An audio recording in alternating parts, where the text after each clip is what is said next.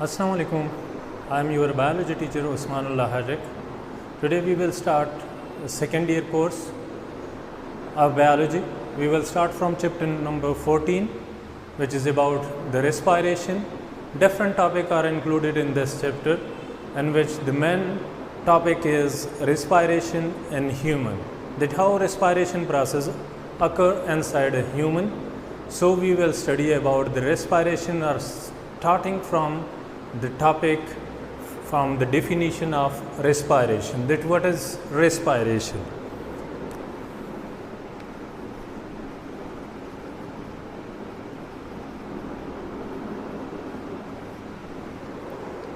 Hope you all know about the respiration because you are studying from 7, 8 or from the beginning that what is respiration. From the beginning it is taught to us that what is respiration, digestion, excretion.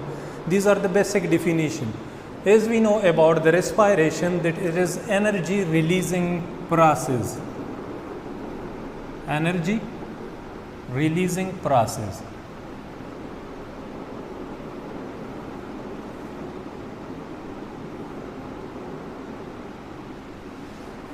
Which occur inside a life and a living organism, which occur inside, especially respiration occur inside a human being and an animals. So we can define in respiration that it is energy releasing process in which the larger molecule break down into the smaller molecule. The larger chemical or biochemical molecule, the larger molecule break down into the smaller molecule. Larger molecule. Now what are the larger molecule? Larger molecule converted or break down into smaller by the release of energy. Break down into smaller molecule and to smaller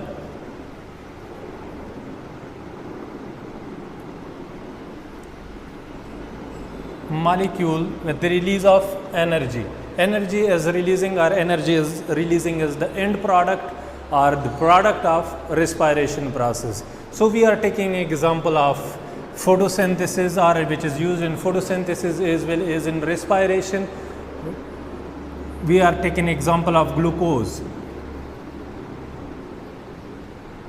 Glucose, when combined with the 6O2 with oxygen, it will convert into the 6O2 plus H2O by the release of 6H2O by the release of energy or releasing of carbon dioxide, is in the formation of ATP molecule also formed.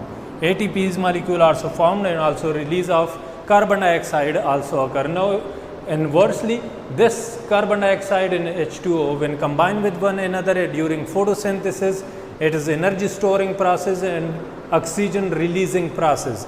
How? Because in convert process these glucose will become formed, while there they are break up larger food molecule, break up into or break down into the smaller molecule, into the carbon dioxide as well as into the H2O. Now when during photosynthesis process, this process will be reversed. The hydrogen or H2O, CO2, it will combine with one another and it will form a glucose also with the release of oxygen. So respiration is energy releasing process in which the larger molecule become broken down into the smaller molecule. This is known as respiration process. Now the respiration, or how we can consider that it is a respiration process, because in the main things which are included in the respiration process is exchange of gases, is a gaseous exchange. Without the gaseous exchange, respiration process cannot occur inside in the body of living organism, inside in the body of human. So for respiration, there must be an area, there must be a surface for the respiration process. For the exchange of gases, there must be an area. Just like we are taking an example, if we are living, we must have a habitat, or the school, this college, or home, or rooms. These are our habitat where we are living. So it is area of our habitat, area of our living. So respiration process. For the respiration process, there must be an area where respiration occur, where respiration process occur, and that area of respiration is known as respiratory surface.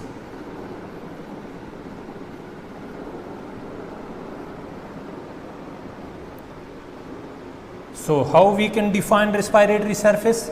Respiratory surface is an area where respiration occur inside our body, where respiration process occur, where the gases become exchange with one another, or where the gases become stored.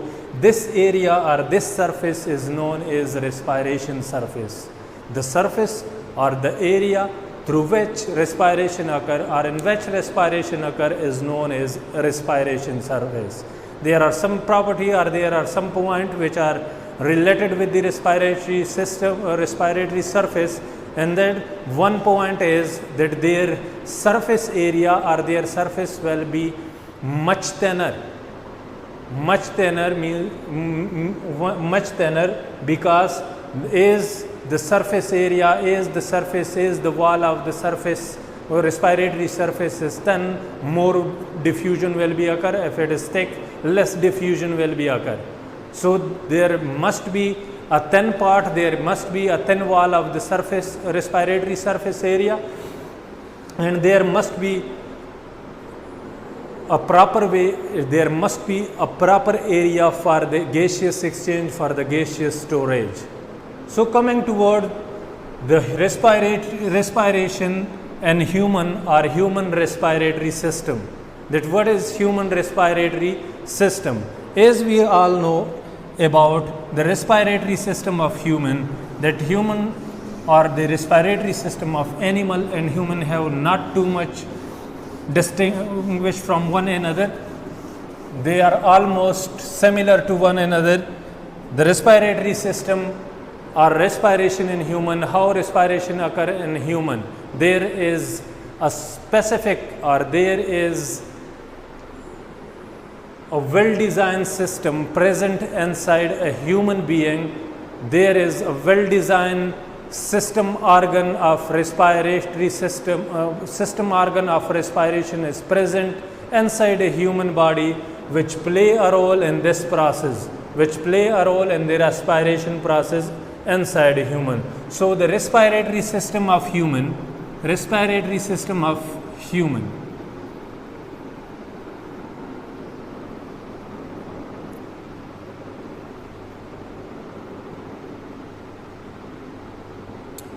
respiratory system of human consists of many organs, in which the first one is nasal cavity. The nasal cavity consists of external nostril and internal.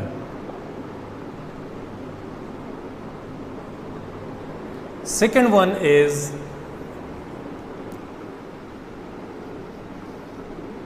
pharynx.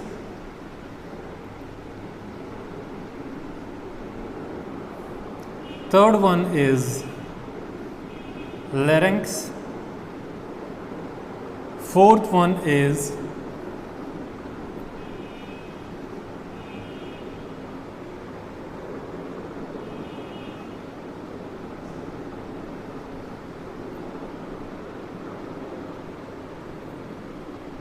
bronchus. Fifth one is bronchioles. Sixth is alveoli.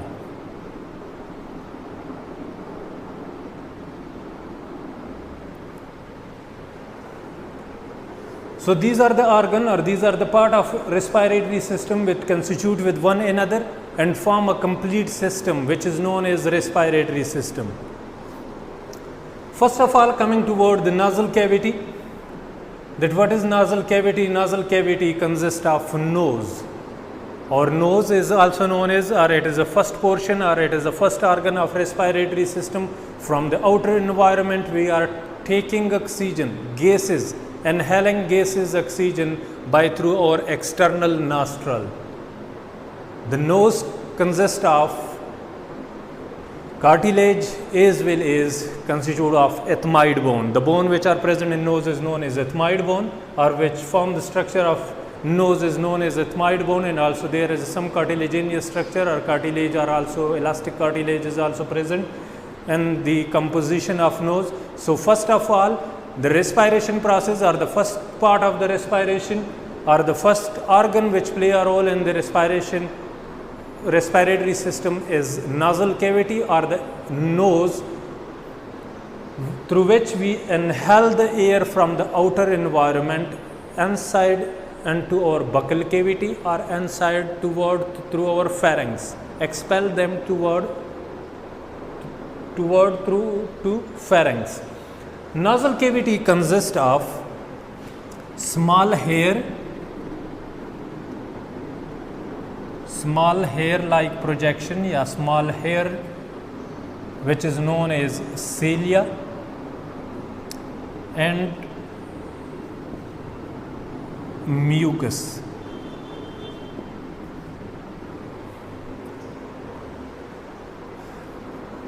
Mucous membrane or mucus layer.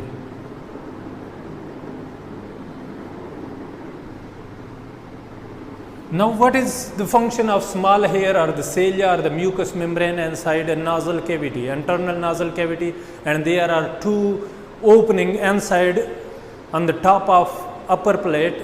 There are two opening present which is known as internal nostril.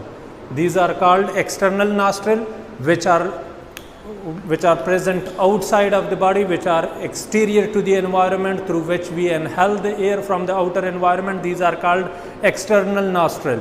While there are two other opening inside the buccal cavity, the whole mouth, or the mouth along with the tongue, teeth, upper plate and lower plate, this area is known as buccal cavity, so there is the two opening of the external nostril of the nose open into the inside and buccal cavity, which is known as internal nostril. Beside with the, or along with the pharynx, there is a two opening through which the air which are taken from the outer environment as inhaled inside in the body are inhaled into the pharynx. These are known as internal nostril.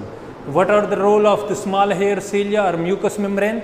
The role or the function of the small hair cilia is to moderate the temperature, moderate temperature of what? To moderate the temperature, to stabilize the temperature of the air which is inhaled from the outer environment. If the air which is inhaled from outer environment is too hot, then these cilia and mucous membrane or mucous layer secrete a liquid which is known as a mucus. The function of these cilia and mucous layer or mucous membrane or mucous fluid is to stabilize the temperature, of the external or the air which is inhaled from external environment.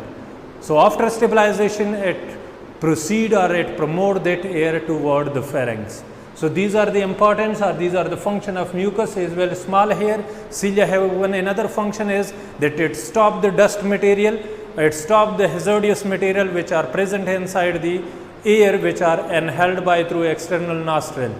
And another one thing is that it also stop a bacteria, viruses which cause or which may be cause of damaging the respiratory tract. So these are the function of the external nasal cavity. Or external nasal cavity consists of nose, by through external nasal cavity or by through external nose we inhale the air from the outer environment and to the buccal cavity or push them toward the pharynx. Now what is pharynx? Pharynx consists of two layers. It is a combination or it is a junction point of two pathway. One is air tract and another one is food tract. The food tract is known as esophagus, while the air tract is known as larynx. So combinedly, these both esophagus and larynx combine and through a point or in a point which is known as pharynx. That area of the neck or the neck, that area which have a globular structure or which have a wet structure, which have a tough structure, that glottis type is known as, or that point is known as pharynx. Now there is, I will draw a diagram.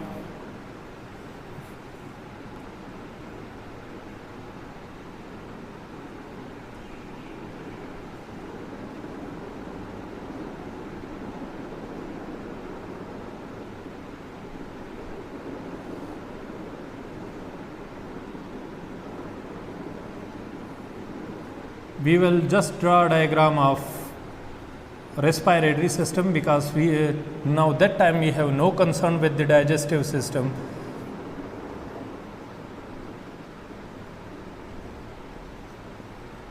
We are drawing rough diagram of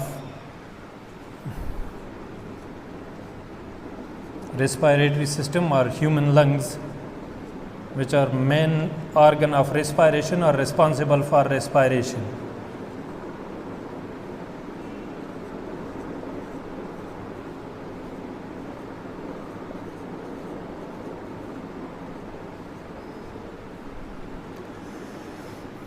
These are the buccal cavity or external nostril, nose area or nose.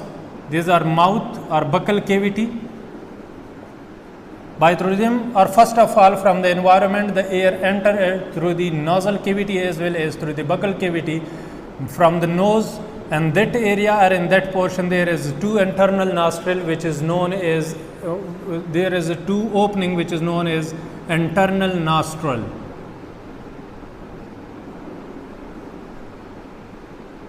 From the internal nostril, the air enter into the pharynx. This is a combined, or it is a junction point which consists of two-way or two foodway and airway. Combinedly, it is known as pharynx.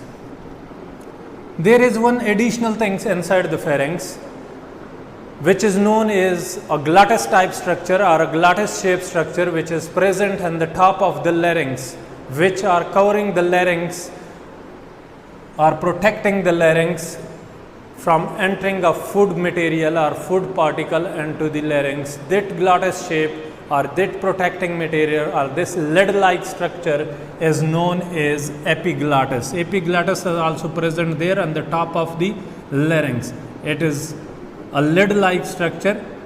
In Urdu, we can say that it is just like a Deccan shaped structure which are present on the top of the larynx, which is known as epiglottis. Now, after entering the air into the pharynx, it enter into the larynx. Oh, we forgot one thing there. After larynx, there is another portion which is known as trachea. So, larynx is also known as a vocal box. Larynx is also known as vocal box.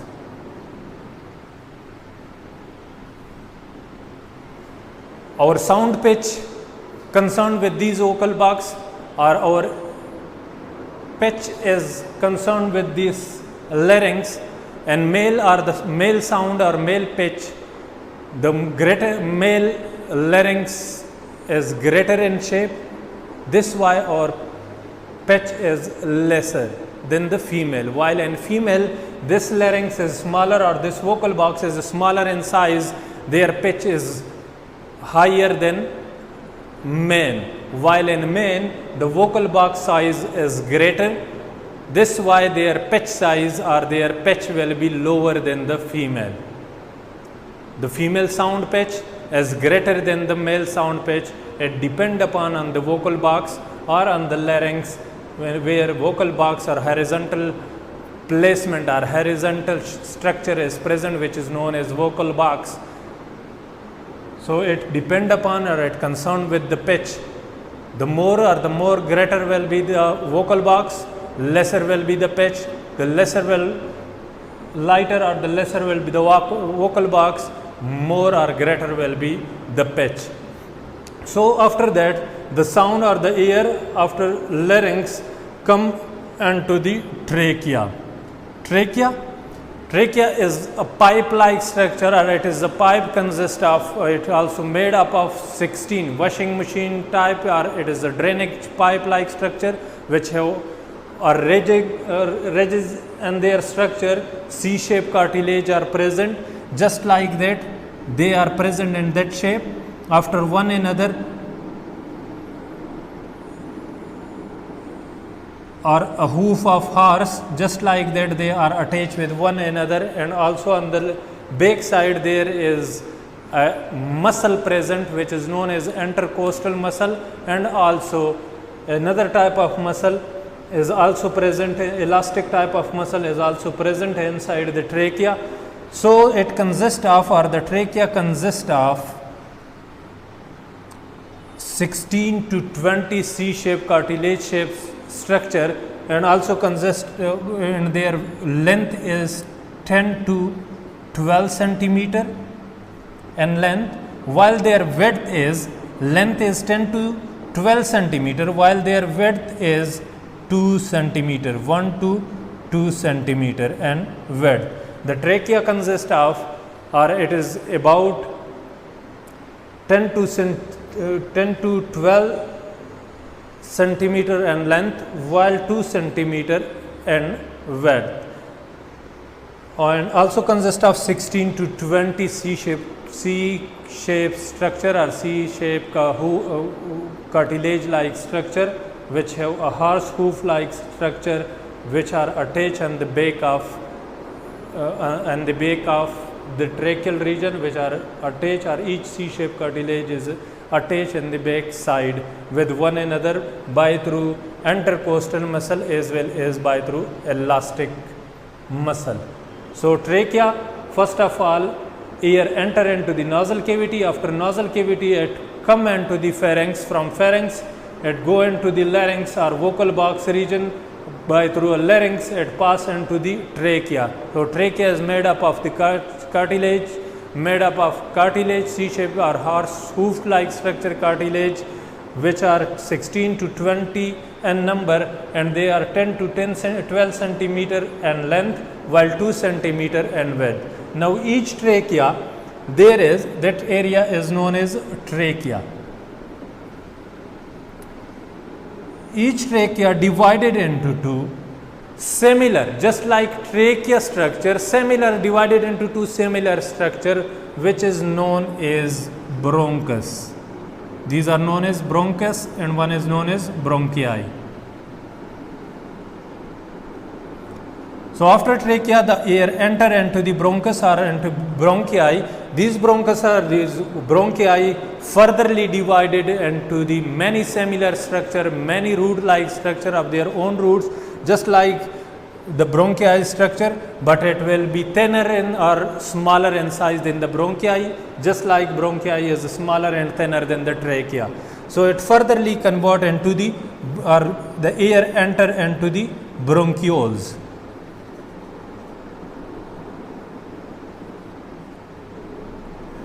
From the bronchioles, the air furtherly enter into the alveoli. Alveoli region, ya alveolus singular. After that, the air enter into the grapes bunch like structure. Just like a grape bunches, there is a structure which are present in the lower region or on the wall of the lungs. These grapes bunch like structure is known as alveoli. Alveolus ya alveoli. Now after that, in alveoli, the gaseous exchange occur by through a process of diffusion, osmosis. By through a process of diffusion and osmosis, the gaseous exchange occur inside the alveolar region ya alveolus part of the lungs. So it is a buccal cavity or respiratory system. The total number of alveoli there is more than 700 million. There is more than 700 million alveoli are present inside a human lungs. And a single human, there is more than 700 million alveoli are present, where exchange of gases occur. Where exchange of gases occur by through a process of diffusion and osmosis. So it is all about the human respiratory, or it is introductory or introduction of the human respiratory system. Respiratory system, human respiratory system consists of the following part: nasal cavity, pharynx, larynx, trachea, bronchus, bronchioles and alveoli. So nasal cavity is the region from where air enters from the environment into the buccal cavity or into the pharynx. From pharynx, the air enter into the larynx, which is known as the vocal box. It also consists of or depend upon on the pitch of the body and the pitch of an individual, of the male and female. After larynx, air enter into the trachea. Trachea is elongated tube-like structure, or it is elongated tube consists of C-shaped cartilage structure or horse hoof-like structure, cartilaginous structure, which are 16 to 20 in number and 10 to 12 centimeter long. Their length is 10 to 12 centimeter, while their width is 2 centimeter. The air rushes through the trachea, open into the bronchus or bronchi. After bronchi or bronchus are just similar to the trachea. Their structure, their formation or their composition is just like the trachea, but they are smaller and thinner than the trachea. After the bronchus or bronchi, the air open or rushes into the bronchioles.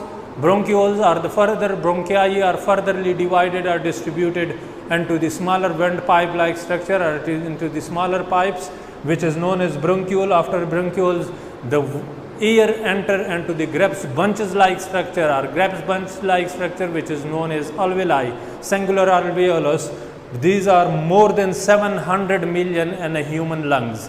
The alveoli is the main region, or it is the main area, main part of the human lung where respiration, where exchange of gases takes place, where oxygen where oxygen is or purified oxygen is converted into the blood, combined with the hemoglobin to forming oxyhemoglobin, and from the blood the used oxygen in the form of carbon dioxide also come inside into the alveoli to exhale out from the body of an animal, to exhale out from the body of an human. These are all about the respiratory system or human respiratory system, that what are the main organ which form the structure of human respiratory system, and how the air enter from the outer environment and how they reach into the alveoli, and what is the function of alveoli and different part of these respiratory systems. So these are all about the respiration, and the next topic we will study about the force, the tidal force, residual force, actual volume of respiratory system, that what is the actual volume of respiratory system, what is the residual volume of the respiratory, or what is the residual volume of lungs, that how amount of air we inhale and what amount of capacity can be carried by lungs in each exhaling and inhaling process. So thank you very much.